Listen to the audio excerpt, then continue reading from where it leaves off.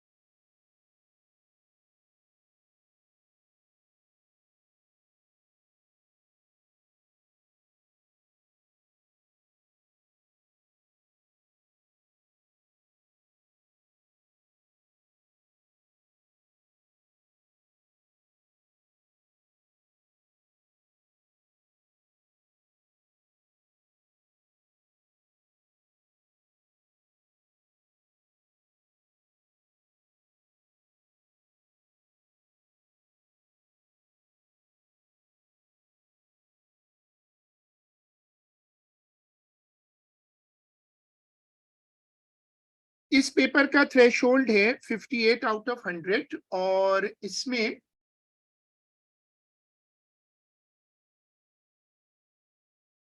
हम इसके क्वेश्चंस जो हैं वो शुरू कर रहे हैं। आप इसका थ्रेशोल्ड नोट कर लो।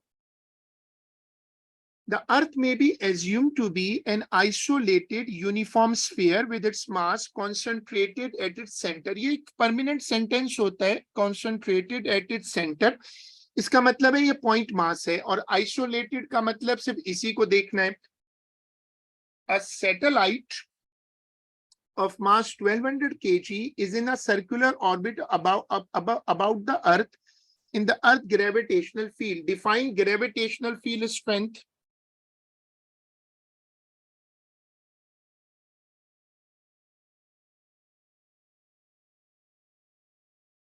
इससे ग्रेविटेशनल फील्ड स्ट्रेंथ की डेफिनेशन बन जाती है, हाँ, force per unit mass in a gravitational field.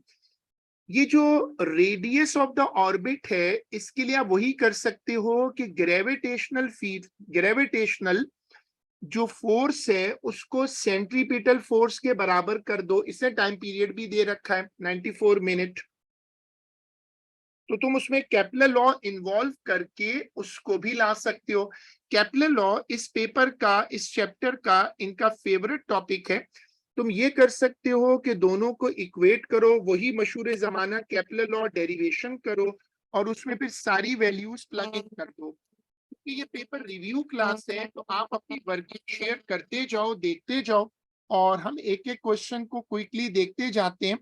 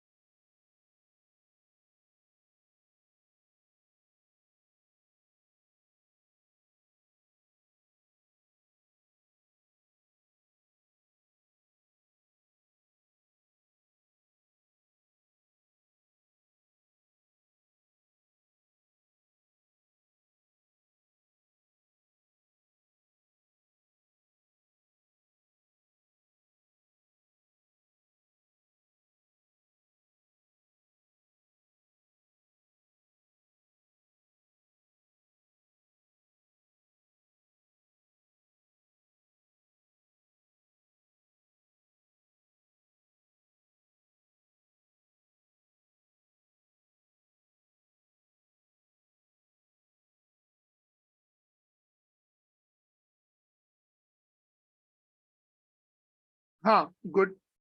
अच्छा, अब इसमें जैसे मैंने बताया कि इस पेपर का थ्रेशोल्ड कम है, ये लो थ्रेशोल्ड पेपर है। थ्रेशोल्ड बड़ी इंपॉर्टेंट चीज होती है जब तुम पेपर शुरू करो। इसका थ्रेशोल्ड काफी कम है। ये है तो हमारा वाला पेपर तो नहीं है, सिंगापुर वाला होगा, लेकिन ये पेपर का थ्रेशोल्ड काफी लो है, जो आमतौर पे लो रहता है। ये जो आप सेशन देख रहे हो, इसमें थ्रेशोल्ड है 58, 55। तो ये सारे ही पेपर इस सेशन के लो थ्रेशोल्ड है। हमारा वाला तो बहुत ही कम है, 55। 55 तो बहुत ही कम थ्रेशोल्ड है। हमारा वाला इसमें 55 पे बैठा हुआ है थ्रेशोल्ड। अच्छा, आगे पढ़ो। Rockets on the satellite are fired so that the satellite enters a different circular orbit that has a period of 150 minute. ये मैंने कल की क्लास में और नोट्स में भी बताया था कि वो रॉकेट्स, छोटे छोटे रॉकेट्स फायर करते हैं ताकि सैटेलाइट्स का ऑर्बिट चेंज हो। वो इम्पल्स वाला रूल है ना, कि तुम एक बुलेट फायर करो तो गन पीछे की तरफ आती है। The change in the mass of the satellite may be assumed to be negligible. Satellite का मास समझो कि चेंज नहीं हो रहा। Show that the radius of the new orbit is this. Kepler law वैसे ये कहता है कि T square is proportional to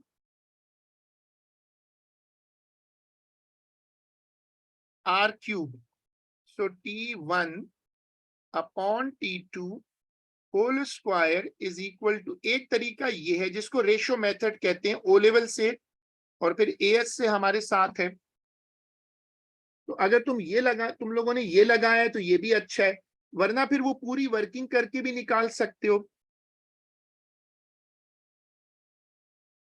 अगर सैटेलाइट का ऑर्बिट डिफरेंट है जिसका पीरियड बढ़ गया, देखो 150 मिनट हो गया, तो अगर 150 मिनट हो गया तो ऑर्बिट, इसका मतलब है पहले कितना था, पहले 90 मिनट था, 94 था, तो बड़ा हो गया। तो तुम में से जिन लोगों ने इसको सॉल्व किया है वो दोनों तरीकों से सॉल्व कर सकते हो, रेशो बनाकर भी और बगैर रेशो के भी। ये वो लंबा वाला मेथड है।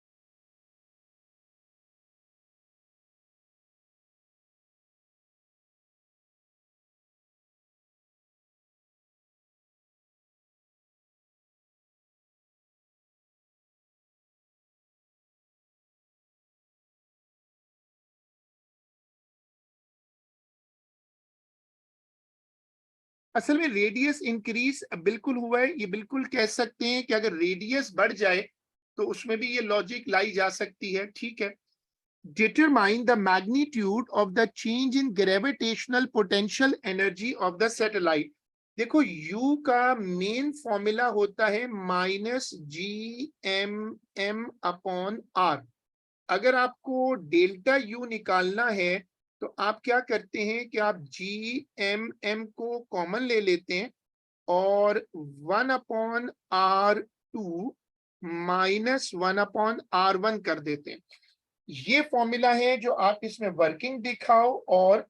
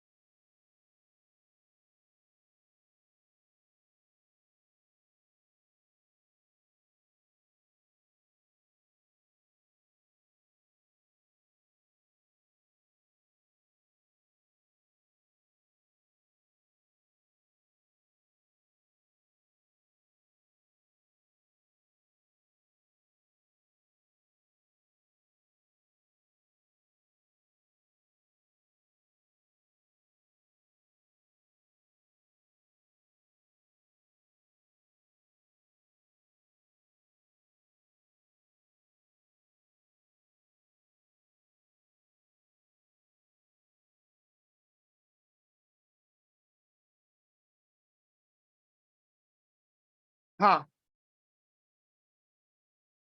असल चीज हमारी जो डिस्कशन का फोकस होता है वो कॉन्सेप्ट है। कैलकुलेशन में माशाल्लाह बहुत सारे लोग अब बेहतर हैं।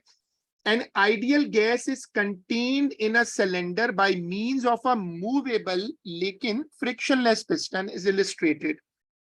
Initially, the gas has a volume this much and a pressure of this much and a temperature 310 Kelvin. Show that the number of gas molecule in the cylinder is this. अब number of molecule के लिए एक तो वो तरीका है PV is equal to NKT, एक formula ये है जिसमें N आता है, दूसरा वो बड़ा वाला फॉर्मूला है तो लंबा रूट है ये वाला।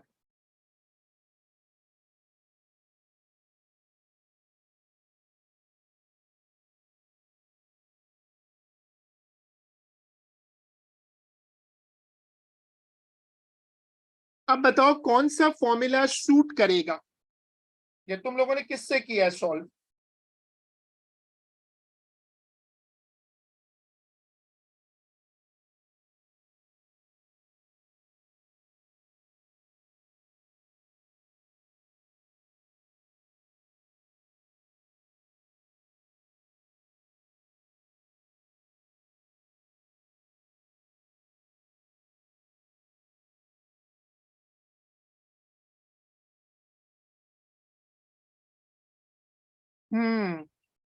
सही है, तो फिर आप लोगों की मर्जी है, दोनों बातें सही है।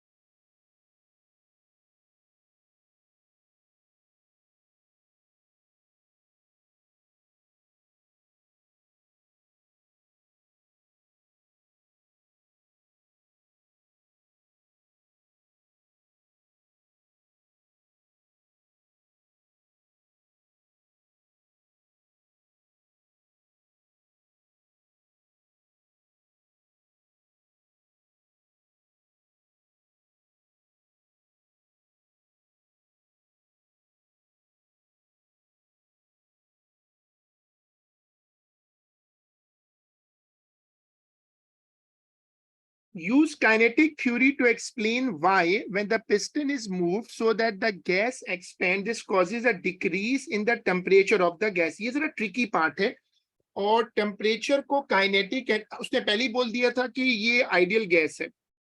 अगर वो पिस्टन को move so that the gas expand, तो वो कह रहे हैं पिस्टन को ना आउटवर्ड मूव करेगा। देखो ये मूवमेंट आउटसाइड है, तो गैस एक्सपेंड होगी, तो या तो मैं इसको उस पे ले जाऊं, लॉ ऑफ थर्मोडायनेमिक्स पर, ये देखो इस पे ले जाऊं,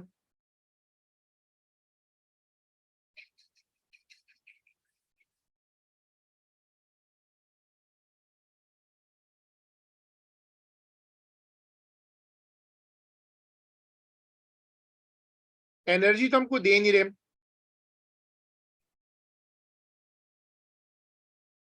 देखो ये पॉसिबल है,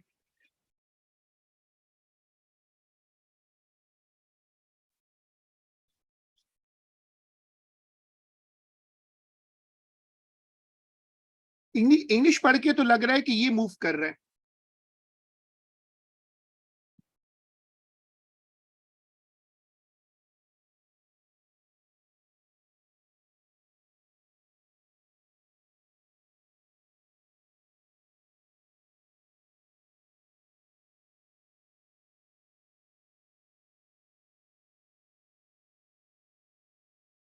आप एग्जामिनर को ये सारी डिटेल दे के बताओ कि इससे क्या होगा फिर।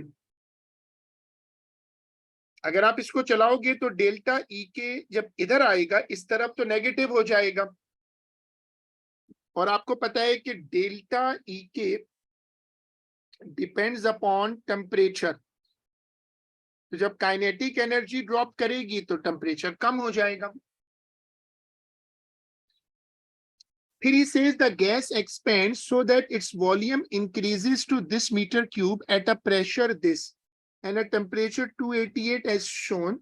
The average translational kinetic energy of a molecule, इसने कहा है एक molecule of an ideal gas is given by this, where K is the Boltzmann constant, T is the thermodynamic temperature.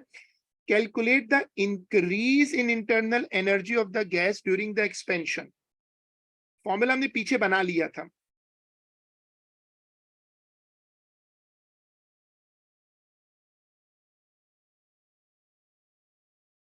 अगर हम पीछे वाला फॉर्मूला देखें तो delta U is equal to delta E के,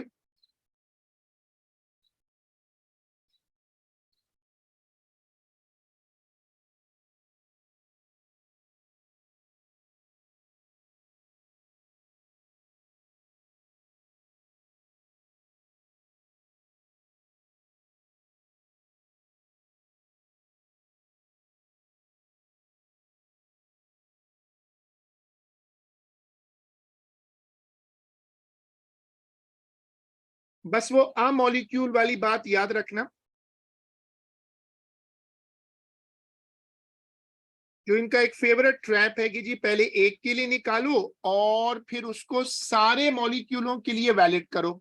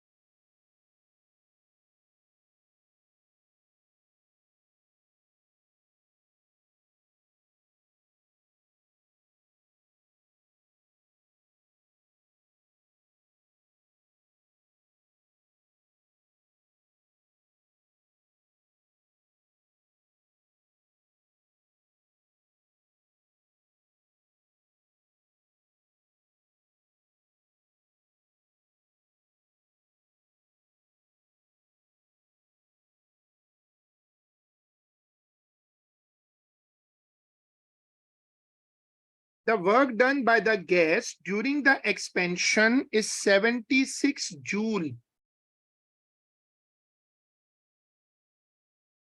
अब ये कैसे करेंगे बताओ। पार्ट नंबर 2 वर्क डन का फॉर्मूला मैंने पहले बता दिया था।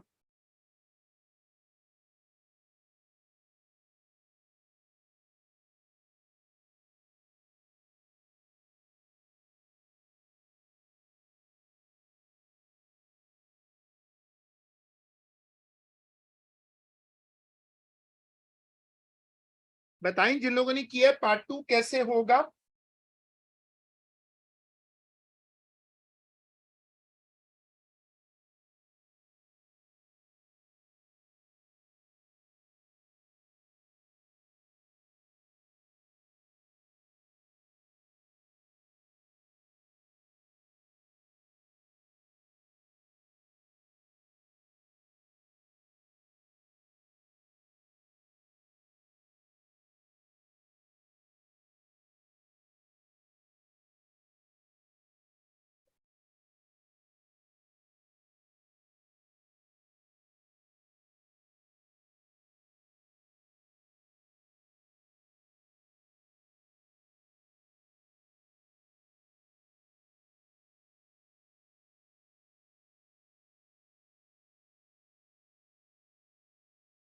तो जब तुम इस वाले पार्ट को सॉल्व करो तो तुम वही फर्स्ट लॉ ऑफ थर्मोडायनेमिक्स को इंगेज कर लो ना।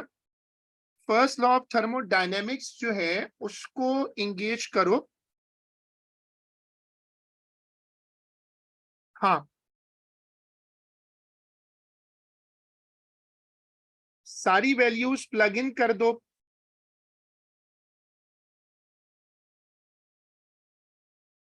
और जब सारी वैल्यूज प्लग इन करके तुम W निकालोगे तो उसमें तुम्हें आंसर मिल जाएगा। Q, सब Q को सब्जेक्ट बनाओ।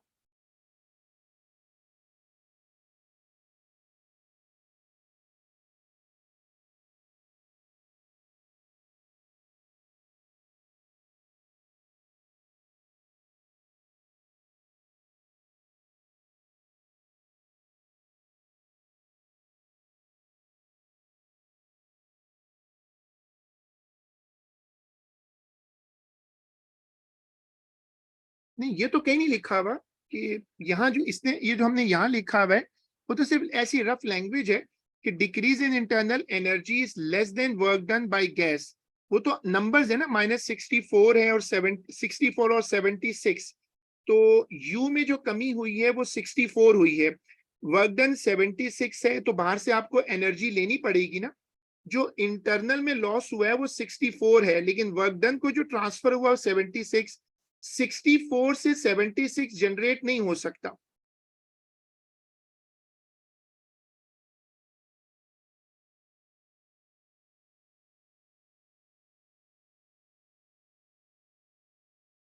देखो, state what is meant bye simple harmonic motion, इसकी डेफिनेशन तो रट्टा लगा के जानी चाहिए कि SHM is a type of oscillation in which acceleration is always directly proportional to displacement from the mean position and a resultant force is always directed towards the mean position। ये इनका बड़ा फेवरेट टॉपिक है। एक trolley है, दोनों तरफ spring लगे हुए हैं। A trolley of mass m is held on a horizontal surface by means of two springs. One spring is attached to a fixed point. The other spring is connected to an oscillator. Left side पे ना oscillator लगा हुआ है। The spring, each having spring constant K of 130, ये हमें K की value दे दी इसने, are always extended. The oscillator is switched off. The trolley is displaced along the line of the spring and then released. The resulting oscillation of the trolley are simple harmonic. Formula दिया हुआ है -2k upon m. X is the displacement mass of the trolley. Calculate the frequency of oscillation of the trolley. एक तरीका तो वही है कि इसको ना उसके इक्वल कर दिया करो, जो फेमस डेरिवेशन है ये वाली, जो मैंने क्लास में भी कराई थी। दोनों इक्वेशन कंपेयर करो तो omega square is equal to 2k upon m आएगा। ओमेगा को सब्जेक्ट बनाओ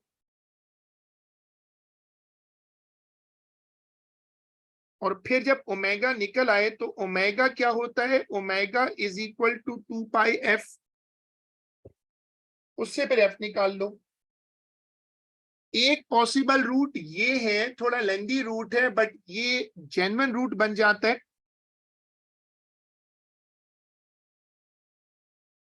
वर्किंग कंपेयर करो।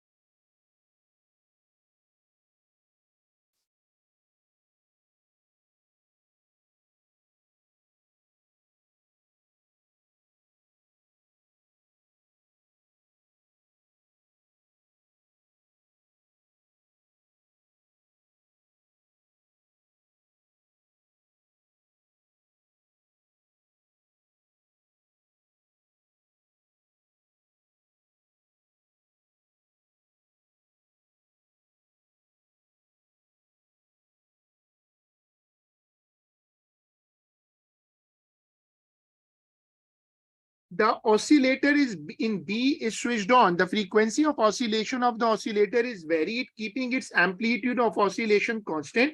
ये बड़ा इंटरेस्टिंग कॉन्सेप्ट है इस चैप्टर का कि कोई चीज ऑसिलेट कर रही है, तुम उसमें अपनी ऑसिलेशन ऐड कर दो, यानी वो उसको मैंने पढ़ाया था ना, इंपल्सिव रोल.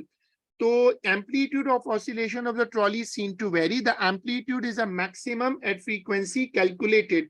अब तुम लोग समझ गए होगे कि ये रेजोनेंस की बात कर रहा है. तो जब आपकी ऑसिलेशन की फ्रीक्वेंसी नेचुरल फ्रीक्वेंसी से मैच कर जाए तो इसको कहते हैं resonance. At any given frequency, at any given frequency, the amplitude of oscillation of the trolley is constant.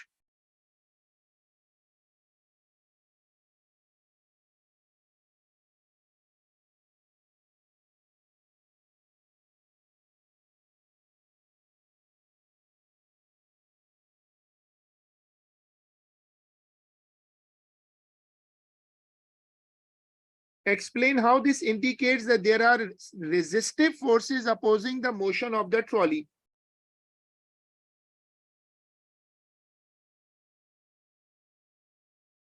ये जो रेजिस्टिव फोर्सेस वाला कॉन्सेप्ट है इस चैप्टर में, ये एक और कॉन्सेप्ट से कनेक्ट होता है जिसको कहते हैं डैम्पिंग. और अब ये कह रहे हैं कि any given frequency that the amplitude of oscillation of the trolley is constant. तो अब वो कह रहे हैं explain how this indicate there are resistive forces. Resistive forces हैं वही डैम्पिंग को, जो डैम्पिंग है वही रेजोनेंस को आने से रोकती है. जैसे जैसे आप डैम्पिंग कम करते जाते हैं रेजोनेंस की प्रोबेबिलिटी होने की बढ़ जाती है. तो आप एग्जामिनर को यहाँ क्या समझाओगे कि ऑसिलेटर जो है वो जो एनर्जी दे रहा है उसका कुछ हिस्सा रेजिस्टिव फोर्सेस को चला जाएगा, इसलिए वो जो रेजिस्टिव फोर्सेस हैं वो उसको जो है ऑसिलेशन को एक लिमिट से आगे नहीं जाने देंगी. अगर वो डैम्पिंग का कॉन्सेप्ट याद हो ना तो बड़े आराम से समझ आ जाता है. अब वो कह रहे हैं outline the use of ultrasound to obtain diagnostic information about. ये वो फुल टॉस वाला क्वेश्चन है नंबर 5. 5 मार्क्स दिए हुए सॉलिड है. वो पहले आपको याद होगा कि मैंने बताया था कि इसको तुम अच्छे से मेमोराइज करके चले जाओ, क्योंकि वो सारी जो बातें इसमें वो आपको एग्जामिनर या मार्किंग स्कीम से लिखनी होती हैं. अल्ट्रासाउंड ह्यूमन बॉडी में एंटर करते हैं, वो अंदर जाकर जो बाउंड्रीज होती हैं उनसे पार्शियली रिफ्लेक्ट और पार्शियली रिफ्लेक्ट होती हैं. हम एक जेल यूज करते हैं ताकि स्किन पे रिफ्लेक्शन ना हो. फिर वो टाइम निकालते हैं जिसमें ये वापस आता है, उससे हम एको के जरिए डिस्टेंस निकालते हैं. जो इंटेंसिटी होती है जो सीआरओ पे बनती है उससे पता चल जाता है, जो स्पेसिफिक अकोस्टिक लगाकर कि वहां पर कौन सा मटेरियल है. ये मैंने कई मर्तबा ग्रुप पे भी डाला है इसको मटेरियल को.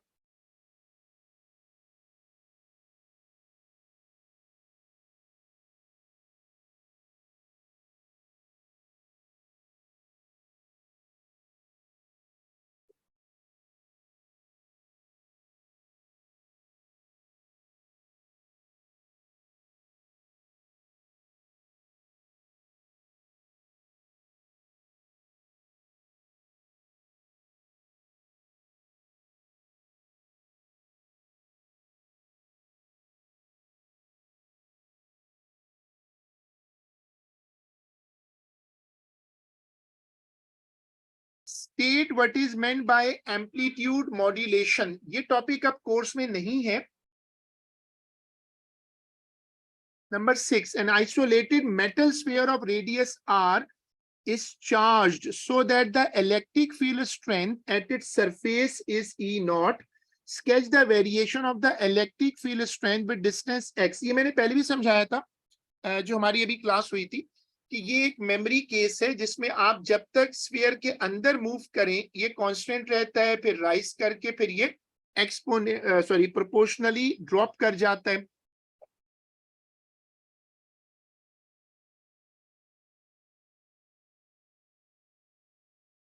तुम लोगों ने अगर स्केच बनाया है नीटली तो उसको फिर कंपेयर कर लो.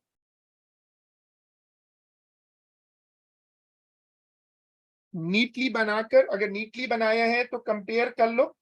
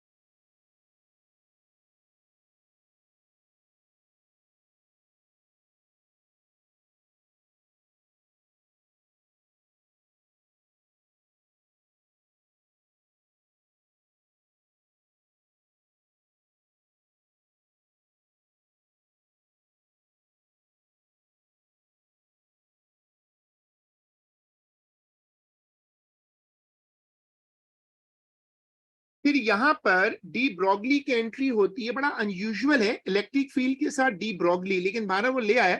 और ये इन्वर्सली प्रोपोर्शनल होते हैं। क्वांटम फिजिक्स में कहा गया था कि जो आपका वेवलेंथ होता है वो चूंकि वेव कैरेक्टर है, तो वो मोमेंटम के इन्वर्सली प्रोपोर्शनल होता है, जो कि मास कैरेक्टर है। अब इसका तो lambda of the particle from values of momentum p naught upon 2 to p naught, ये तो आपको पता है कि ये इनवर्स प्रोपोर्शनैलिटी का ग्राफ बनेगा।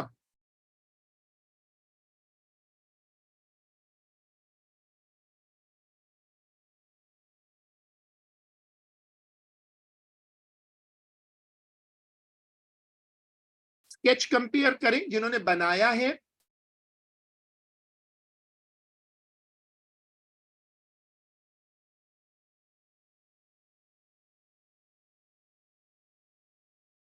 A radioactive isotope decays with a half-life of 15 seconds to form a stable product. A fresh sample of radioactive sample at time 0 contains and not nuclei and no nuclei of the stable product. Sketch the variation of the nuclear number n of nuclei of the stable product for time 0 to time 45. 45 second, 15 second की एक half life है, तो 45 में 3 half life हो जाएंगी। 45 का मतलब होगा कि आप जा रहे हैं 3 हाफ लाइफ तक। तो आप इसको इसी हिसाब से करें, ये पहली हाफ लाइफ बनेगी, फिर इसको आपने अगर आधा किया है तो ये दूसरी हाफ लाइफ का सिंबल होगा, और फिर उसको आधा करें तो ये तीसरी हाफ लाइफ है। इसको ऐसे प्लॉट करना है, तो ये ड्रॉपिंग ग्राफ, लेकिन इसको ऐसे प्लॉट करना है कि ये तीनों हाफ लाइफ को कवर करे। देखो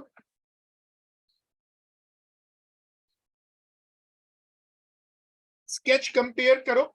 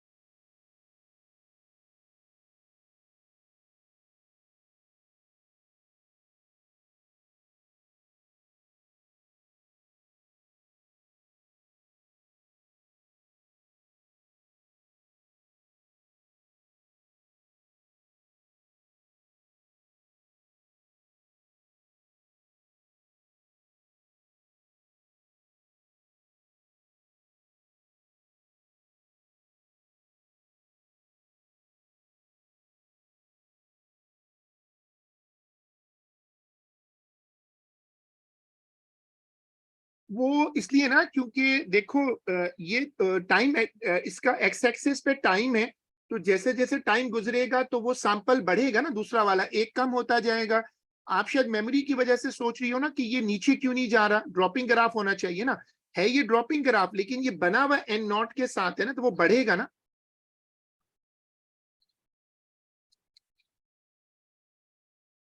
ये डिपेंड करता है आप किसका प्लॉट कर रहे हो। डॉटर न्यूक्लियस का करोगे तो ऊपर जाएगा, पेरेंट न्यूक्लियस का करोगे तो नीचे जाएगा।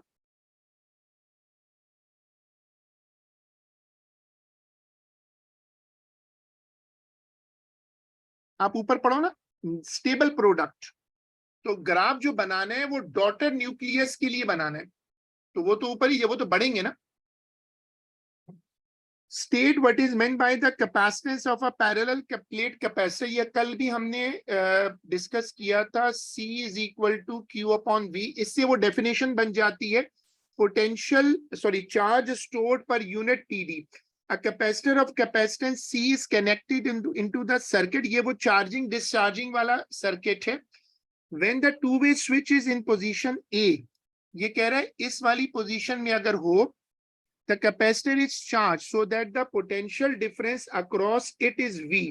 The switch moves to position B and the capacitor fully discharged। अब वो कह रहे हैं मैं उसके बाद ना जो स्विच है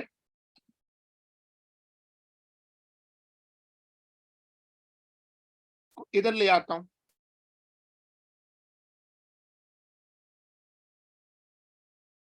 The switch moves repeatedly between A and B, तो the capacitor charges and discharges। वो कह रहा है कि उसको ना वो ऐसे ऑन ऑफ करेगा। Show that the average current in the ammeter is given by this expression। ये वो डेरिवेशन करने को कह रहा है मेमोरी में।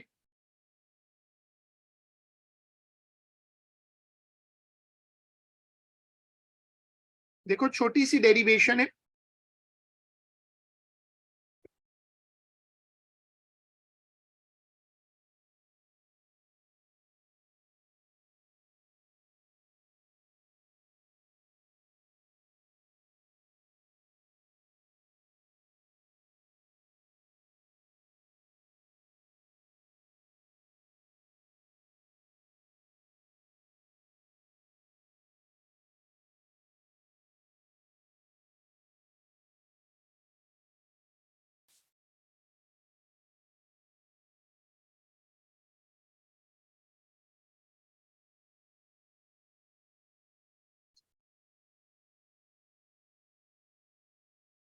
For a potential difference of 150 volt and a frequency of 60 hertz, the average current in the ammeter is calculate the capacitance in picofarad of the capacitor। ये जिन लोगों ने सॉल्व किया है वो अपना आंसर कंपेयर करें, क्योंकि ये पेपर रिव्यू क्लास है तो आप पेपर करके रखो और अपने आंसर्स मेरे साथ कॉन्सेप्ट वगैरह कंपेयर करो। फॉर्मूला अभी आपने डिराइव किया है उसमें जाकर C निकालो और फिर उसको पीको में कन्वर्ट कर लो।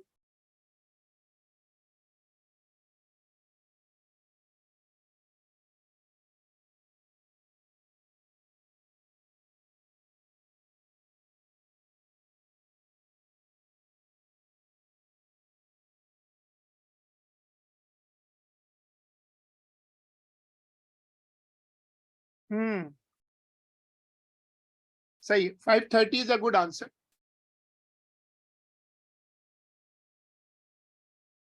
कह रहे हैं a second capacitor having the same capacitance as the capacitor in B is connected into the circuit। The two capacitors are connected in series। Series में कैपेसिटेंस कम होती है और पैरेलल में कैपेसिटेंस बढ़ती है। तो अब बताओ रीडिंग पे क्या असर पड़ेगा। सीरीज में लगाने का मतलब है कि कैपेसिटेंस ड्रॉप कर जाएगी। तुम एग्जामिनर को बताओगे कि रीडिंग चेंज हो जाएगी, क्योंकि वो दो कैपेसिटर सीरीज में तो दोनों अलग अलग हाफ होके डिस्चार्ज होंगे।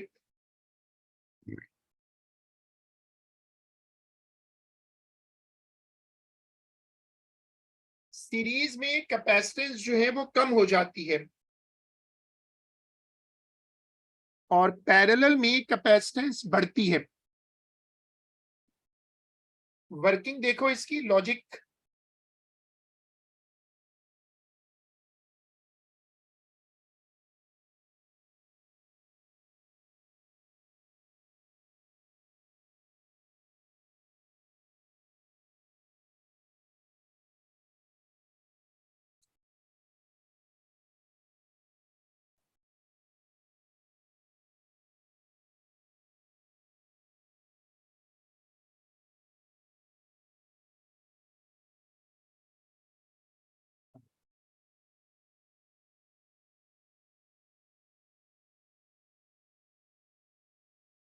नहीं, वोल्टेज से रिलेट नहीं करो,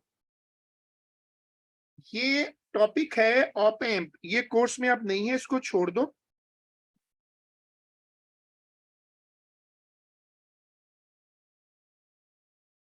हाँ लेकिन डायरेक्ट करंट पे आ जाओ ना, क्योंकि उसने फॉर्मूला बनवाया है ना, उसने जो फॉर्मूला बनवाया है उसको डायरेक्ट इंगेज कर लो ना। State what is meant by a magnetic field.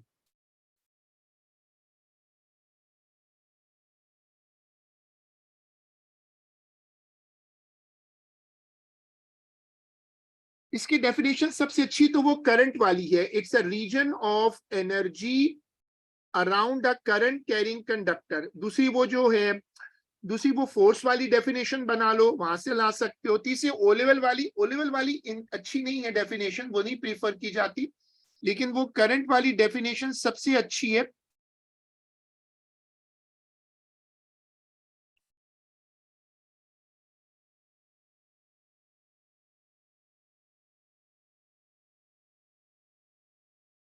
तो ये जो ए लेवल वाली डेफिनेशन है ये सबसे अच्छी है।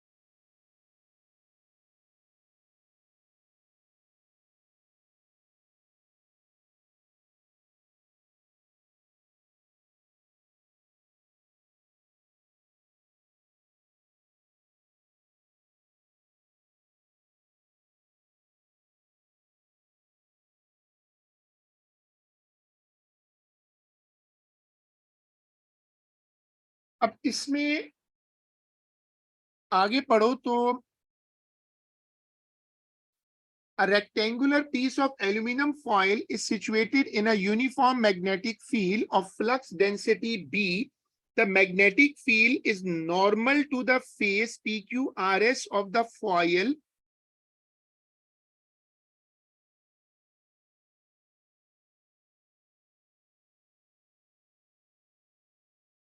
ये वो हॉल इफेक्ट है ना, कि जब किसी फ्लैट कंडक्टर में से इलेक्ट्रॉन गुजर रहे हों और तुम उनको एक मैग्नेटिक फील्ड में रखो तो उन पे फोर्स लगती है। According to left hand rule वो इलेक्ट्रॉन एक तरफ मुड़ेंगे, वहां जाके एब्जॉर्ब होंगे, वो साइड नेगेटिव हो जाएगी।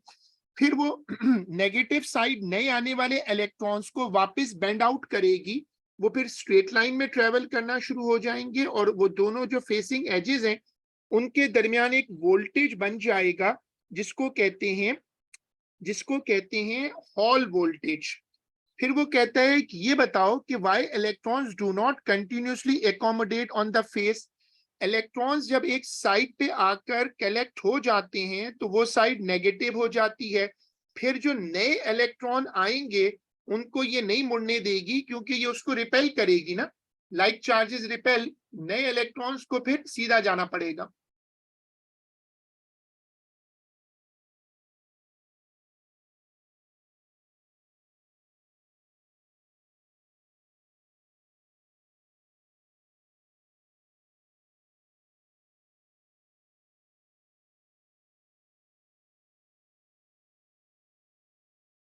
The Hall voltage developed across the foil in B is given by the expression where I is the current in the foil.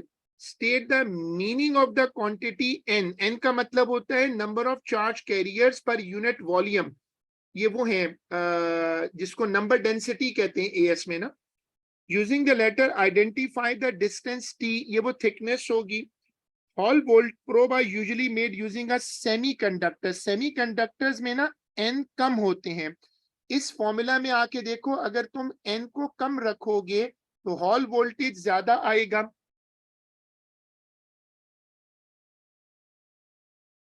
नहीं वो, हाँ ठीक है, इलेक्ट्रिक फील्ड को ला सकती हो तुम, लेकिन कौन से पार्ट में लाना चाह रही हो?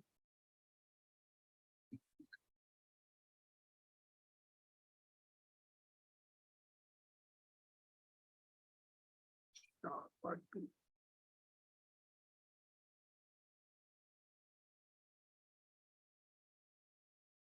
कह सकती हूँ, लेकिन वो रिपल्शन वाली बड़ी स्ट्रेट फॉरवर्ड लॉजिक है। A2 में ये ना मेमोरी पे बहुत ज्यादा रिलाई कर रहे होते हैं, तो अगर आप एक अच्छी बात लिखो भले वो ठीक हो तो वो शायद इतना वेलकम ना हो।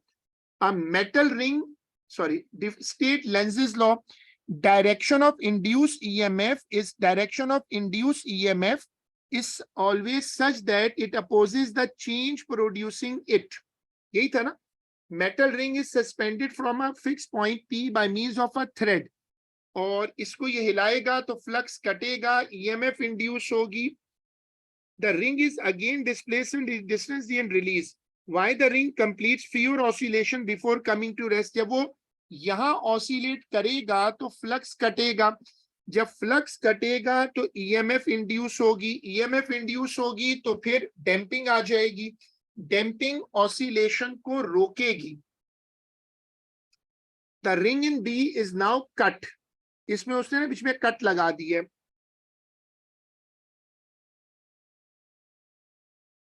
ये अच्छा पार्ट बना है. सी पार्ट का आंसर क्या होगा? कट लगाने से वो सर्किट शॉर्ट सर्किट नहीं रहेगा, एडी करंट्स नहीं बनेंगे क्योंकि सर्किट इनकम्प्लीट हो गया ना. जो सर्किट है वो इनकम्प्लीट हो जाएगा. अब जो एडी करंट्स हैं वो नहीं बन सकेंगे, बीच में गैप आ गया ना, सर्किट इनकम्प्लीट हो गया. तो अभी भी ईएमएफ इंड्यूस तो होगी लेकिन कम इंड्यूस होगी.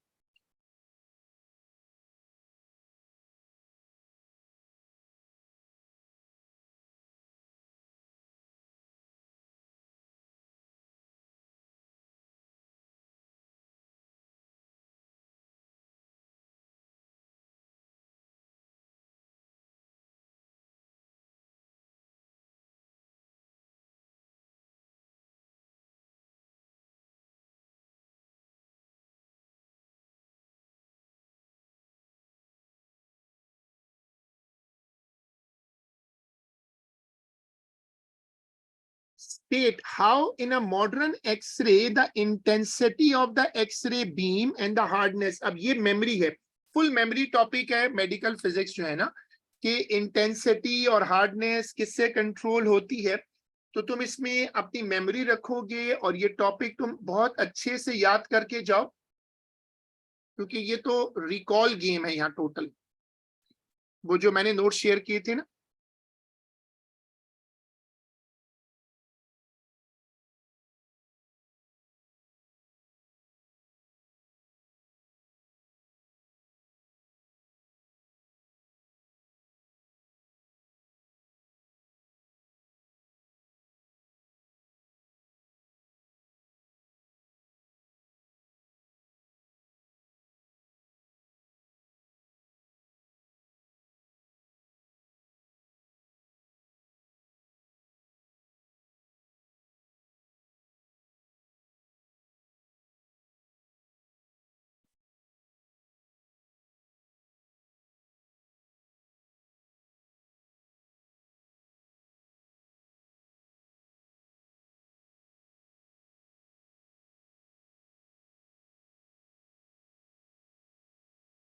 a model of a limb consists of a soft tissue and bone.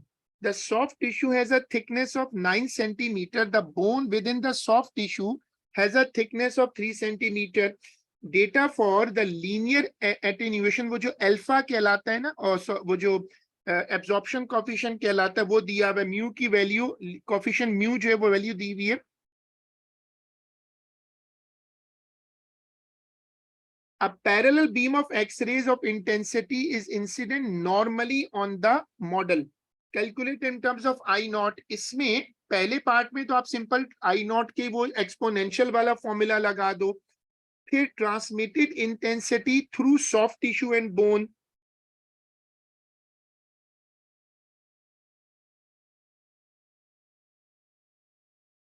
पहला पार्ट हमेशा आराम से हो जाता है क्योंकि उसमें वैल्यूज डालनी होती है. सेकंड पार्ट पे एक मसला आता है कि जैसे आपने ओ लेवल में पढ़ा था प्रोबेबिलिटी में ना, जो सक्सेसिव इवेंट्स होते हैं उनकी प्रोबेबिलिटी को मल्टीप्लाई कर देते हैं. ये बिल्कुल वो रूल है पार्ट 2 में. इसको बड़े गौर से देखना है क्योंकि ये टिश्यू और बोन दोनों है। एन का मतलब यहां पर रख लो मल्टीप्लाई,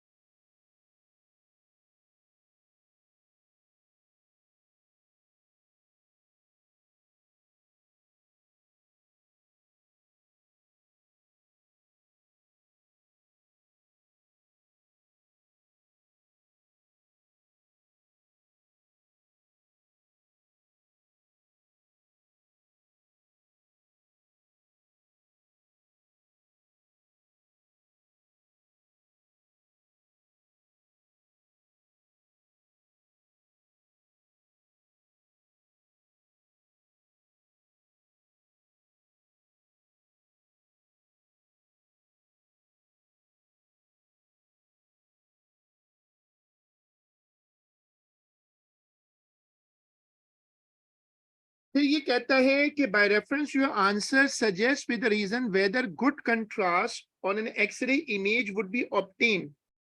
ये जो कंट्रास्ट होता है ये एक्सरे की इंटेंसिटी से रिलेट करता है। कंट्रास्ट का मतलब होता है कि बाउंड्री जो उसकी डिग्री ऑफ ब्लैकनिंग है वो कितनी है।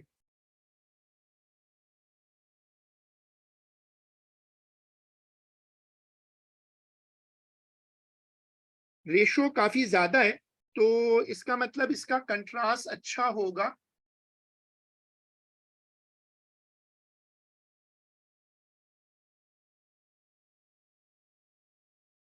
Electromagnetic radiation of a single constant frequency is incident on a metal surface. This causes an electron to be emitted. ये photoelectric effect लग रहा है। Explain why the maximum EK of the electron is independent of the intensity of the incident radiation. ये basically वो concept है जो कई मर्तबा समझाया क्लास में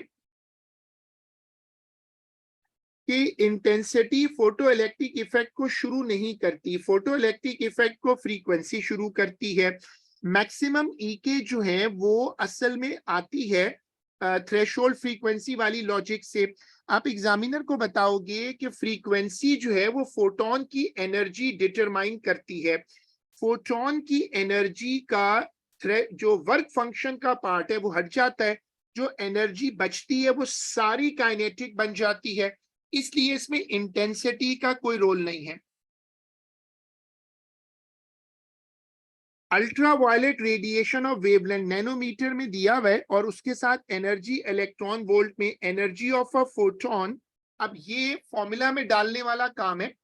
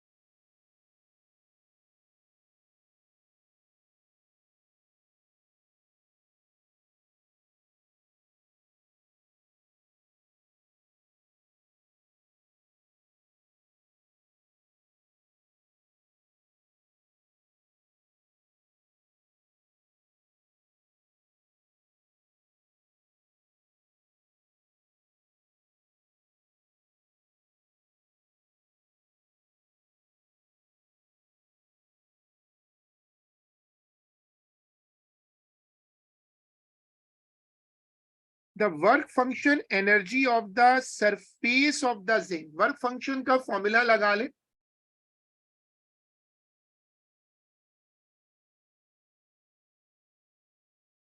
जो कहलाती है इक्वेशन ऑफ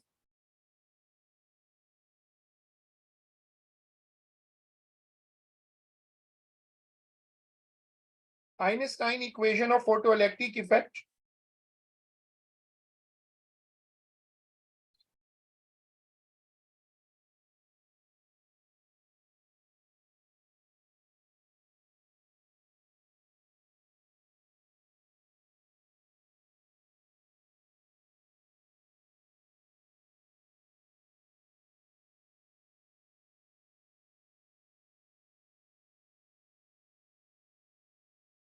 सो हमने ये वाला पेपर रिव्यू कर लिया पूरा और क्लास यहाँ खत्म है। अगर इस पेपर से रिलेटेड किसी के पास कोई क्वेश्चन है तो वो एंड ऑफ द क्लास पे पूछ सकता है before I close the class.